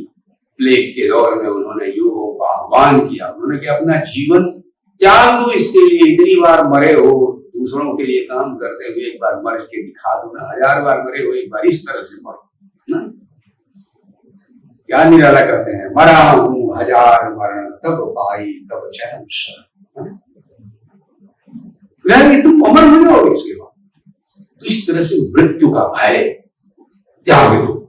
ये नौजवानों में एक नया जो संदेश आया, ये विवेकानंद उसके पीछे खड़े, ये साहस। ये धर्म जो है वो हीन बनकर जीने वाली चीज नहीं है, यह जो है वो भेड़ों को सिंह बनाती है। तो ये विवेकानंद की ये है कि उन्होंने जीवन के जितने क्षेत्र में लोग हैं उन सबको उन्होंने दूसरों की सेवा के लिए, देश के लिए अपना। लेखकों से उन्होंने कहा और कुछ नहीं करते तो कम से कम संसार की एक अच्छी सी किताब का अपनी भाषा में अनुवाद तो करो, अपनी भाषा के लिए कुछ काम करो ना। तो आप देखिएगा, और इतने व्यावहारिक थे। उस जमाने में गौ रक्षणकारिणी सभा के साधु पहुंच गए उनके पास, महाराज जी कुछ सभा पैसा कुछ मिल जाता तो हम जो है वो चलाते हैं गौ सेवा के लिए, क्या किया। उन्होंने कहा आप जहां से आते हैं वहां अकाल में इतने लोग मर गए, अखबार में निकला है, उनके लिए आपने क्या किया। कहा वो तो अपने कर्म का फल भोगते हैं महाराज जी, उनके लिए क्या करते। तो उन्होंने कहा और हमारे आपकी गौ माता जो लोग हैं वो किस फल के तहत जी रही है, उनको पशु का शरीर क्यों मिला है, वो कर्म का फल नहीं है। तो बोले गाय हमारी माता है। बोले तभी तो आप जैसी संतान को उन्होंने जन्म दिया है। तो विवेकानंद का कि वो समझ नहीं पाए, लेकिन विवेकानंद ने कहा कि नहीं, आपने मरते हुए मनुष्य के लिए एक मुट्ठी अन्न नहीं जुटाया, मैं इसमें कोई सहयोग नहीं कर सकता। मैं यही मानता हूं कि हमारे पास जो कुछ है वो मनुष्यों की सेवा के लिए जाएगा। एक तो मैं भिक्षुक हूं, मैंने सब कुछ छोड़ दिया, कमा सकता था मैं, लेकिन मैंने तो सब छोड़ दिया। लेकिन मेरे पास जो कुछ भी है लोगों का दिया हुआ, वो लोगों की सेवा के लिए, मनुष्यों की सेवा में लगेगा, उससे बचेगा तो फिर बाकी लोगों के लिए सोचा जाएगा। यानी व्यावहारिक वेदा। गणेश दिवसकर जी उनसे मिले थे, तो बहुत सारे साहित्यकारों को उन्होंने प्रत्यक्ष प्रेरणा दी, अप्रत्यक्ष रूप से प्रेरणा दी। तो आप पाइएगा कि हमारी भाषा में, हमारे साहित्य में, हमारी कला में कितना जागरण आया है। और जो 1905 के बंग भंग के बाद स्वदेशी का आंदोलन आया, उसमें तमाम नौजवान ये सब विवेकानंद से बहुत अधिक प्रभावित थे। तो खैर मुख्य बात यह है कि ये जो हमारा भारतीय नवजागरण है, इसके अनेक आयाम है और अनेक स्तरों से होता हुआ आप पाइएगा कि वह राजनीतिक सामाजिक आंदोलन के साथ साथ जो उसका सांस्कृतिक आयाम है उसको भी निखारता है। कला का जागरण उसके साथ आता है, जिसमें सिस्टर निवेदिता का बड़ा भारी योगदान है। इतिहास दृष्टि, जितने राष्ट्रीय दृष्टि के इतिहासकार हैं वो उसी दौर में हमारे सामने आते हैं। तो इसलिए एक बृहद परियोजना है और उस पर अधिक से अधिक काम होना चाहिए। हमारे हिंदी नवजागरण में भी आप पाइएगा कि केवल समाज की आलोचना और यही सब मुख्य नहीं है, उसके साथ साथ आप पाएंगे कि उस सांस्कृतिक जागरण की ही तो परिणति है छायावाद। छायावाद में जयशंकर प्रसाद जैसा एक चिंतक, निराला जी जैसा। तो ये हिंदी नवजागरण के भीतर भी आप पाइएगा कि, और ये जैसे कि हमारे भक्ति आंदोलन में सभी प्रदेश एक दूसरे से जुड़े हुए हैं, ले दे रहे हैं, और उससे हम जो है वो क्रमशः नया नया रूप वो भक्ति आंदोलन पाता जा रहा है अनेक राज्यों में। उसी तरह से ये हमारा जो सांस्कृतिक आंदोलन है, हिंदी नवजागरण जो है, एक और पूरब से बंगाल से बहुत कुछ सीख रहा है, और दूसरी ओर गुजरात से आर्य समाज से भी ले रहा है, प्रार्थना समाज से भी जुड़ा हुआ है, पंजाब से बहुत कुछ पा रहा है और दे भी रहा है। यानी रविंद्रनाथ ने कबीर और दूसरे संतों की रचनाएं पढ़ी। श्री मोहन सेन तो शांति निकेतन में ही रहते थे, और गीतांजलि की ऐसी पांडुलिपि भी मिली है जिसके बगल में संतों की भी वाणी हिंदी के संतों की लिखी हुई है। उन्होंने कबीर के 100 पदों का अंग्रेजी में अनुवाद किया, 100 पोएम्स ऑफ कबीर नाम से उसको छपवाया। तो गीतांजलि पर हमारे हिंदी संतों की बहुत सारी वाणी का प्रभाव है। तो ये लेना और देना ये देश में चलता है। पूर्व और पश्चिम के बीच विवेकानंद ने कहा कि एक आदान प्रदान होना चाहिए। पश्चिम की ये जो विज्ञान और तकनीकी की संपदा है, इसकी उपेक्षा नहीं करना। ऋषि दयानंद ने क्या कहा, हमारे वेदों में सब है। विवेकानंद ने कहा ये नहीं चले। उन्होंने कहा हमारे पूर्व का आध्यात्मिक सांस्कृतिक अवदान तुम लो और हमको अपने विज्ञान और तकनीक की विद्या सिखा। दोनों एक दूसरे के, कहा कि अब दुनिया एक हो गई, क्रमशः एकता की ओर बढ़ रही है, इसलिए दोनों का भला है कि दोनों एक दूसरे से सीखें। तो विवेकानंद का दृष्टिकोण भविष्य को देखते हुए बहुत एक दूरदर्शी संभावना का चित्र बनता है उनके विचार जगत से गुजरते हुए। तो इसलिए विवेकानंद को केंद्र में रख करके मुझे भी नए सिरे से बहुत कुछ नवजागरण में देखने सुनने का अनुभव हुआ, लेकिन वास्तव में लग करके उस पर जो अध्ययन है वो अभी और करने की जरूरत है। खास तौर से आज के समय में स्वाधीनता संग्राम की उपलब्धियों पर पानी फेरने की कोशिश हो रही है। हमारे नवजागरण की जो उपलब्धियां हैं उन पर पानी फेरने की कोशिश हो रही है। और ये जो सर्वधर्म समन्वय का रामकृष्ण और विवेकानंद का प्रयास था और विचार था, उसी के भीतर से तो गांधी जी ने जो सर्वधर्म समभाव की शिक्षा राजनीति के भीतर शुरू की, राजनीति पर सर्वधर्म समभाव का प्रकाश पड़ना शुरू हुआ। उस आंदोलन के भीतर से जो सभी धर्मों के लिए गुंजाइश बनाने का विचार आया, तो आप पाएंगे कि देश में जो संविधान बना उसमें इस देश ने उसका प्रावधान किया कि सभी धर्मों के लिए गुंजाइश हो, सभी धर्मों को मानने का प्रचार करने का अधिकार हो। यह एक विशेष बात आजादी के साथ ही हम जो सोच रहे थे संविधान में, हमने उसकी प्रतिज्ञा की। तो आप देखिए कि रामकृष्ण विवेकानंद के विचारों के भीतर से, उस नवजागरण के भीतर से ही तो एक उपलब्धि है जो संविधान के रूप में हमारे सामने परिपक्व हुई है। इन उपलब्धियों पर पानी फेरने की बात हो रही है। इसलिए ये जो बृहद परियोजना है उसमें एक बार फिर से स्वाधीनता संग्राम और नवजागरण के इस मशाल को जोर से और खूब ऊपर ऊंचे उठाने की जरूरत है। हमारे मित्र शंभुनाथ जी बहुत सही कह रहे हैं कि यह एक असमाप्त सफर है, यानी नवजागरण की जो योजना है वो अभी अधूरी रह गई। हमारे समाज में अभी भी जो कुछ बुराइयां रह गई हैं और नई बुराइयां जो सिर उठा रही हैं, उनसे निजात पाने के लिए ये जरूरी है ना। तो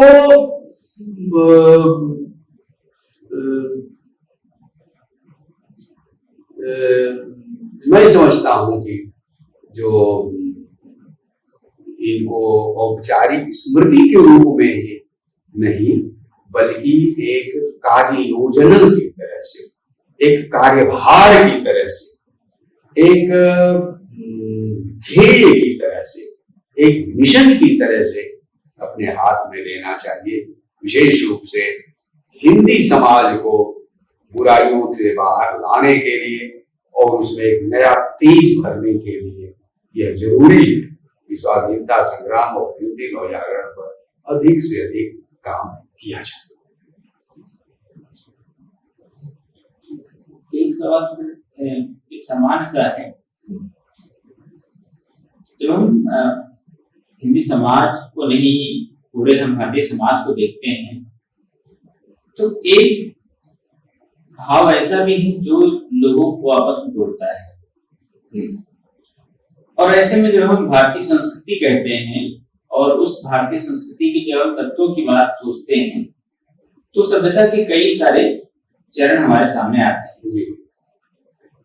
और आपने बहुत सारे क्षेत्रों में काम किया है। जो भारतीय संस्कृति हम कहते हैं, तो उस संस्कृति को बनाने में ग्रामीण समाज का क्या योगदान है? देखिए, हमारे यहाँ पृथ्वी सूक्त में, अथर्ववेद में एक कहा गया है, उसमें एक टुकड़ा आता है एक मंत्र में, जन्म बिभ्रते बहुधा विवाचसम नाना धर्माणं पृथ्वी यथोकसम। तो जो विभिन्न भाषाएं बोलने वाले, विवाचसम नाना धर्माणं, अनेक धर्मों को मानने वाले जन समूह को यह पृथ्वी, यह धरती ऐसे ही स्थान देती है जैसे एक घर में विविध प्रकार के, विविध आयु वर्गों के, विभिन्न रुचियों के लोगों को, विभिन्न आकार प्रकार के लोगों को घर में स्थान मिलता है। तो पृथ्वी में एक घर है। तो ये भारत का ऋषि भारतीय संस्कृति को इस रूप में एक तरह से रख दे रहा है। इसमें एक शब्द आ रहा है बहुधा विवाचसम, बहुधा, और जन्म को एक वचन रख रहा है, यानी एकता है विविधता के साथ है। हमारी भारतीय संस्कृति की विशेषता है विविधता। इतनी सारी भाषाएं, इतने सारे नृत्य के प्रकार, इतने सारे नाटक के प्रकार, इतने प्रकार के मेले ठेले, इतनी शैलियां, इतने तरह के मौसम, इतने तरह के लोग, इतने तरह के पहनावे, इतने तरह के भोजन। तो यह विविधता और इस विविधता के साथ एकता, विराट एकता। यह विविधता हमारी कमजोरी नहीं है, यह विविधता समस्या नहीं है, यह संपदा है, यह संपत्ति है। हमारा जन्म बहुत बड़े घर में हो गया, बड़ी भारी बखरी है, और इसमें सफाई करने में इतना समय लग जाता है, बड़ा पैसा लगता है इसको मेंटेन करने। तो लेकिन बड़ा घर भी तो है, ये बड़ा घर समस्या नहीं। हम कहें कि अभी इतना झाड़ू लगाना पड़ रहा है, बड़ा घर है, विविधता, लेकिन उसमें घर की तरह से एकता, ये बनाए रखने के लिए जरूरी है कि विविधता और एकता के बीच समन्वय।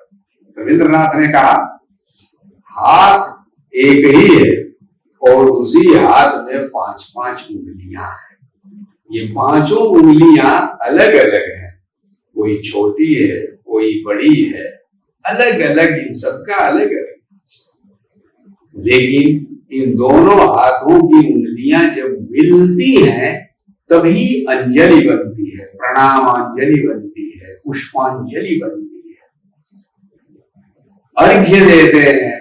इस अंजलि से अंजलि भरकर जल देते हैं, अंजलि भरकर जल देते हैं। तो ये विविधता भी है और अंजलि बन जाने पर एकता है।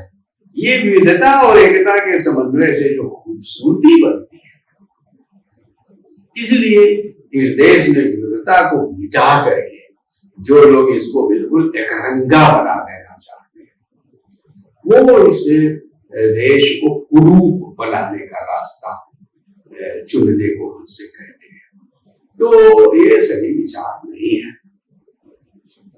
अब आप देखें कि हमारे कालिदास काव्य को ही ले लीजिए तो एक से एक समृद्ध नगर है उज्जैनी, वैशाली, है ना।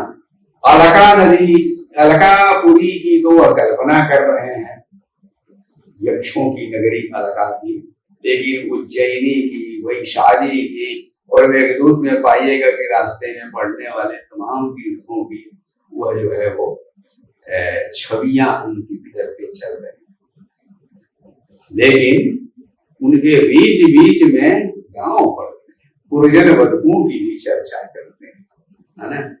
उदयन कथा कुविदान ग्राम वृद्धान, उन ग्राम वृद्धों की भी चर्चा करते हैं जो उदयन की कथा मेड़ खेत की मेड़ पर बैठ के सुना रहे हैं, आनंद ले रहे हैं।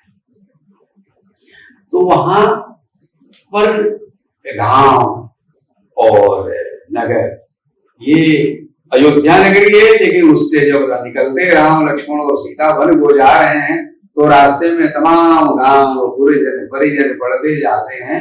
वे अन्य जन नहीं है, वे पुरजन परिजन है, स्वजन है, और सब दौड़ दौड़ करके उनका इसी तरह से लोग लंबी लंबी यात्राएं करते थे और गांव के लोग उनके लिए जल और फल की और शरण की और छाया की और आश्रय की व्यवस्था करते जाते थे। ये हमारे देश की एक संस्कृति है। इन्होंने ही हमारी इतनी भाषाओं की रक्षा की। अकाल हैजा, प्लेग, युद्ध, जय पराजय, लड़ाइयां होती रहती थी, खून खच्चर होता रहता था, लेकिन इतने लंबे दौर में हमारे पास इतनी भाषाएं आज तक मौजूद हैं। किन की वजह से? विद्वानों की वजह से नहीं, गांव के लोगों की वजह से, क्योंकि सबदारी सबसे बड़ी संख्या वहां रहती। आप देखिए तो नगर में रहने वाले लोग, खाए और गाए हुए लोग अपनी भाषाएं, अपना पहनावा और अपनी संस्कृति सबसे पहले छोड़ते हैं। फैशन के हिसाब से, राज समाज के हिसाब से ये अपने सबसे पहले यहां तक कि अपना धर्म नहीं छोड़ सकते हैं। तुर्गनेव की जीवनी में मैंने पढ़ा है कि वो एक बहुत भारी जमींदार परिवार के थे, तो उनको बचपन में ही परिवार वालों ने जो विदेश भेज दिया पढ़ने लिखने के लिए, ताकि मेरा बच्चा रूसी न बोले। तो वो रूसी का इतना बड़ा लेखक कैसे बना? वो लौट के आए तुर्गनेव, तो बहुत सारे बगल बगल में ही, उनके बंगले के बगल में ही जो खेती बाड़ी का काम करने वाले नौकर चाकरों की बस्तियां बसी हुई थी। तो जब सब लोग घर में सो जाते थे, वो बच्चा भाग के चला जा रहा था उनके बीच, और वे लोग रूसी की कहानियां सुनाते थे, गीत सुनाते थे उनके बीच। उसको बहुत आनंद आता था। रूसी बोलने पर मां उसको कोड़े बांधते थे। ये बड़े घरों का हाल था। तो बड़े घरों के लोग जर्मन, फ्रेंच, आप पढ़िए युद्ध और शांति, उसमें जितने भी सामंती समाज के परिवार के लोग अपनी भाषा पर गर्व नहीं रहता। वे तत्काल दूसरी भाषाएं जो है वो ऐंठते करते ये बोलते हैं। अपनी भाषा की जितनी सौंदर्य छवियां हैं वो उन लोगों के, जितने मुहावरे हैं, जितनी कहावतें हैं और कुछ संस्कृति भी उनके यहाँ है। आप कीर्तिलता पढ़े विद्यापति की, जब वो कीर्ति सिंह और वीर सिंह दोनों भाई जा रहे हैं जौनपुर की ओर, तो उतना लंबा रास्ता वो पैदल चल रहे हैं, तो गांव के लोग कैसे मदद करते हैं? तो कहा गए, काहू बहल भार बोझ, काहू कहल राह बाट सोच। सहायता करने के कितने तरीके हैं। तो कहा कि काहू बहल भार बोझ। कुछ लोग गांव से आए, कहा भैया हम आपका भारी बोझा ही कुछ दूर तक उठा के ले चलते। तो कुछ दूर तक वे पहुंचाया। अकाहू कहल एक आदमी बोझा वोझा नहीं उठा सकता, लेकिन वो शॉर्टकट बतलाता है। काहू कहल बाट सोच, उसने सीधा रास्ता जो है बतला दिया, इस तरह से मत। तो ये हमारे गांव जन है। रघुवंशम जब शुरू होता है, महाराजा दिलीप रथ से उतर करके और अपनी पत्नी के कमरे जा रहे हैं गुरु वशिष्ठ के यहाँ, और रास्ते में जितने घोष वृद्ध और तमाम उपस्थित हैं, उनसे पेड़ों पौधों का नाम पूछते हैं और उनसे हाल चाल बात करते हुए चलते हैं। तो ये है एक समाज। 5वें सर्ग में शायद मेरे ख्याल से उसमें जो वरदंतु शिष्य है, वरदंतु का जो वरदंतु तो वो गुरु हुए, उनका शिष्य कौत्स पहुंचता है महाराजा रघु के पास। वो कहता है कि गुरु जी दक्षिणा ले लीजिए, हमारी शिक्षा पूरी हो गई। तो वह जाने तुम गरीब हो क्या, आप छोटे। वो बहुत जिद करता है, तो क्रोध में आगे गुरु बोल देते हैं कि तो 100 स्वर्ण सर्पियां ले आओ, 100 स्वर्ण मुद्राएं ले आओ दक्षिणा। तो कहां में ले आवे बेचारा विद्यार्थी। वो जाता है महाराजा रघु के पास।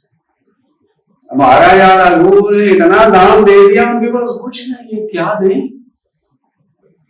तो वो विद्यार्थी को रोकते हैं और सेनापति से कहते हैं कि सेनाएं सजाओ, हम जो है वो स्वर्ग पर हल्ला बोले, है ना।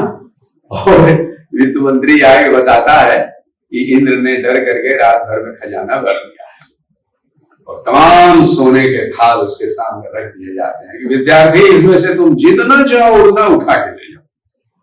और विद्यार्थी कहता है कि 100 से न एक अधिक न एक कम। देने वाला कह रहा है जितना चाहो उतना ले लो, लेने वाला कहता है मुझको जितना चाहिए उससे न कम न अधिक। लेकिन राजा उससे आश्रम का जो हाल चाल पूछते हैं उसको पढ़िए तो पता लगेगा कि हमारा जो नगर है वह गांव से, और यहां तक कि राजा देहात से, ग्राम समाज से किस हद तक जुड़ा रहता है। वह पूछ रहा है कि आश्रम के हिरण और वृक्षों और गायें सभी सुखी और स्वस्थ हैं, उनको जंगली जीवों से कोई खतरा तो नहीं है ना, ऋषियों की पढ़ाई लिखाई और विद्या में कोई विघ्न बाधा तो नहीं है ना। वो समाचार पूछना जो है उसको पढ़िए तो लगे कि ये कौन सी सभ्यता है, इतनी महान सभ्यता है। एक विद्यार्थी, क्या हैसियत है उसकी, उस विद्यार्थी से सम्मान में खड़ा होकर पूछ रहा है राजा, पूरे आश्रम का हाल चाल ले रहा है। तो हमारे जो गांव के लोग हैं, इन्होंने हमारी भाषाओं की रक्षा की। ये जो रामायण और महाभारत है ये केवल विद्वानों के डिस्कशन के विषय नहीं, ये उनके नाटकों में, उनके गीतों में, उनके कीर्तनों में, उनके मेलों और ठेलों में, उनकी लीलाओं में जी। हर साल राम का वनवास हो रहा है, हर साल धनुष यज्ञ हो रहा है, और साल सीता का विवाह हो रहा है, और वो लोग खुशी खुशी से मना रहे हैं। महिलाएं गीत गाती बजाती हुई गंगा जी जा रहे हैं, हम रघुवर संगे जाई वे माई, अपनी भाषा में वो राम का गीत अब तक गाती चली जा रही, छठ के गीत गाती चली जा रही। कितने बरस बीत गए और ये मेले ठेले और गीत चलते चले जा रहे हैं।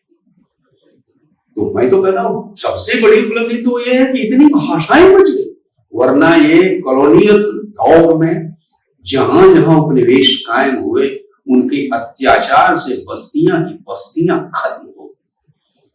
बस्तियां नहीं खत्म हुई तो उनकी भाषाएं खत्म हो गई, भाषाएं खत्म हुई तो उनके साथ संस्कृतियां भी खत्म हो गई। अफ्रीका में आज कितनी भाषाएं बची हैं, लैटिन अमेरिका पूरा का पूरा स्पेनिश बोलता है, कई ठो भाषाएं लैटिन अमेरिका की बची, और भारत में जानो कितने 100 भाषाएं बची। ये हमारे गांव के लोग। तो गांव काफी कुछ बदल भी गया है, तो भी उसमें क्या उसको बोलेंगे, नहीं ना उम्मीद, नहीं एक बार ना उम्मीद, अपनी कष्ट वीणा से जरा नम हो तो ये मिट्टी बड़ी जरखेज है साथी, जरा नम हो तो ये मिट्टी बहुत उपजाऊ है।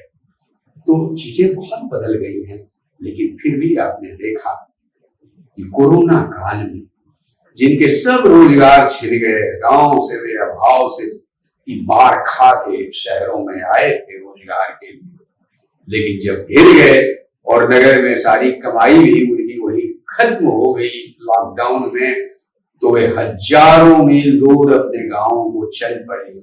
और आप पाइएगा कि बाकी सब में जो माने जीडीपी की दृष्टि से भी, आंकड़ों की भी दृष्टि से भी पाया जाता है कि नगर और सर्विस सेक्टर और जितना कुछ था, ये सब आमदनी देने वाले जितने क्षेत्र हैं ये सब पिट गए। और उस समय जो कृषि क्षेत्र है उसी ने संभाला। जितनी भी वृद्धि है और जितनी भी संभालने की शक्ति है वो इन गांवों में। इसका मतलब है कि गांव में अब भी संभावनाएं बहुत है, लेकिन हम उनको एक्सप्लोर नहीं करते। और बहुत सारे खतरे हैं जिनसे आप पा रहे हैं कि नए नए किसान आंदोलन भी जन्म ले रहे हैं, है ना। जमीन कम होती चली जा रही है, सड़कें चौड़ी होती जा रही हैं, नए नए निर्माण हो रहे हैं, टूरिज्म बहुत बढ़ता चला जा रहा है। तो इस वजह से गांव पर और किसान पर बहुत दबाव बनता जा रहा है। और जाहिर है कि उससे भाषा का भी संकट बनेगा, संस्कृति का भी संकट बढ़ेगा, लेकिन हाँ, मिट्टी उसकी अभी उपजाऊ तो है, बस नमी की जरूरत है।